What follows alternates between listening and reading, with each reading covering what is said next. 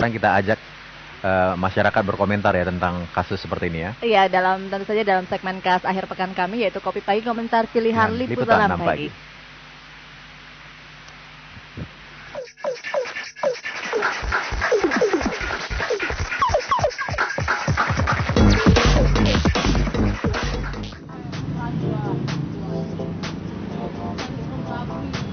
Selamat pagi saudara, beberapa nama wanita-wanita cantik akhir-akhir ini seringkali disebut-sebut terkait dengan beberapa kasus korupsi yang terjadi di negeri ini.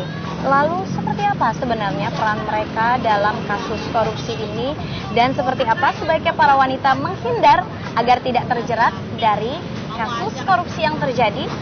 Inilah pendapat warga yang kami pilihkan dalam Kopi Pagi Komentar Pilihan Liputan Pagi kali ini bersama saya, Sufiani Tanjung. Mendadak namanya ramai mengisi pemberitaan di tanah air. Nama yang besar kemungkinan baru Anda dengar sejak kurang dari sepekan lalu. Model majalah pria dewasa Vitalia Shesha belakangan banyak disebut, bukan karena prestasinya, tapi karena terseret dalam pusaran kasus korupsi impor daging sapi. Komisi Pemberantasan Korupsi (KPK) memeriksa Vita karena menerima aliran uang dari Ahmad Fatonah. Seperti diketahui, Ahmad Fatonah bersama mantan Presiden Partai Keadilan Sejahtera Lutfi Hasan Ishak dan beberapa orang pengusaha adalah tersangka kasus korupsi impor daging sapi. Tak tanggung-tanggung, Fatonah membanjiri Vita dengan hadiah serba wah yang kemudian disita KPK, antara lain sedan Honda Jazz dan arloji mewah seharga puluhan juta rupiah. Vitalia bukan satu-satunya perempuan yang oleh Fatonah dilimpahi harta dan uang yang ditengarai sebagai uang panas hasil korupsi atau penyuapan. Saat ditangkap di sebuah hotel di Jakarta pada 29 Januari lalu, Fatonah kedapatan bersama Maharani Suciono. Mahasiswi itu ia beri uang 10 juta rupiah. Aktris Ayu Azari pun sempat kecipratan uang Fatonah.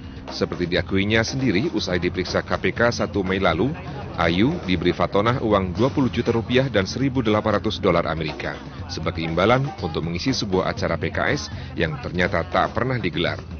Ayu Azari kemudian menyerahkan uang itu kepada KPK. Sudah? Ternyata belum. Fatonah ternyata juga bermurah hati pada seorang perempuan lain, Tri Kurnia Puspita.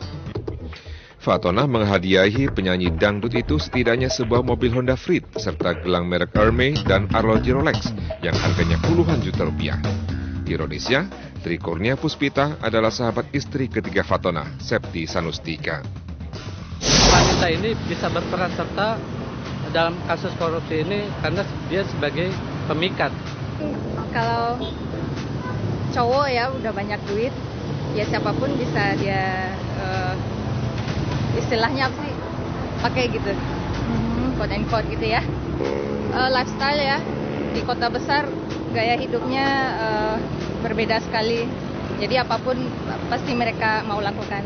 Kalau menurut saya perempuan cantik jadi apa istilahnya bisa jadikan alat untuk meloloskan korupsi gitu ya. Misalnya ada suap seperti itu ya.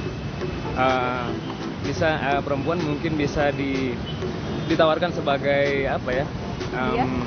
Untuk melancarkan korupsi gitu. Ya ada tawaran proyek besar untuk meloloskan proyek besar seperti itu. Perempuan cantik bisa dijadikan awal untuk meloloskan sebuah proyek seperti itu. Menurut saya kalau untuk di Jakarta ya, dominan perempuan di Jakarta mungkin ya materialistik. Jadi ketika diberikan hal-hal yang seperti itu ya, kayak mobil, apalagi mobil mewah ya, gratis lagi.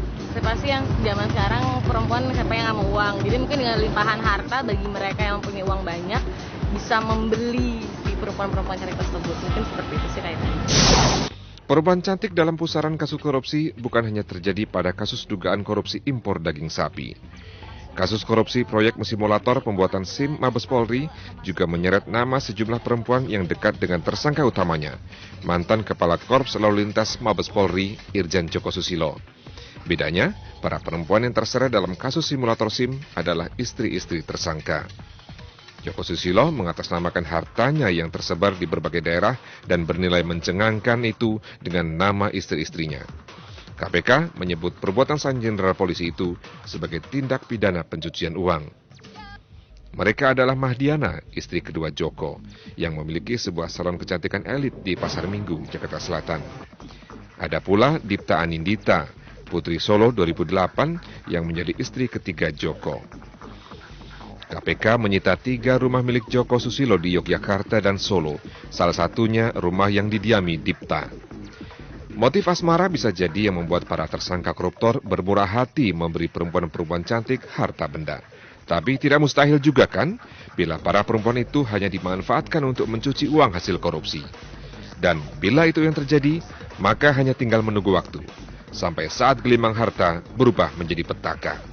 Dilihat dulu ya, kan namanya kalau itu kan pasti jadi baru kenal ya, terus langsung dapat, terus dipikir kan katanya kata si cowok ini kan rezeki dari Allah lewat dia kan. Ya besok sih kalau ada kayak gitu sih dilihat-lihat dulu deh, pasti kan curiga juga kan, baru kenal masa langsung dikasih mobil gitu kan, nominalnya kan juga kan pasti di atas ratusan juta kan, curiga juga. Lihat dulu ya hadiahnya gimana, tapi kalau memang melebihi batas wajar misalkan nilainya ya nggak enak juga sih kalau mungkin nggak ada hubungan apa-apa tapi dikasih yang lebihnya besar banget. Kalau misalnya gift kecil aja sih nggak apa-apa. Kalau masih batas wajar sih nggak apa-apa, terima. Tapi kalau mungkin udah kelebihan juga takut juga, duit dari mana nih kok dikasih hadiah gede banget. Lebih baik kita mengetahui orang tersebut kerjanya apa, kok tiba-tiba bisa memberikan hadiah berupa seperti itu. Kalau misalkan hadiah terlalu wow, kita bisa bertanya ini maksudnya apa, terus kok lu bisa dapat uang sebanyak ini nih, ada apa nih gitu. Lebih ke hal-hal seperti itu, lebih kritis dalam bertanya aja.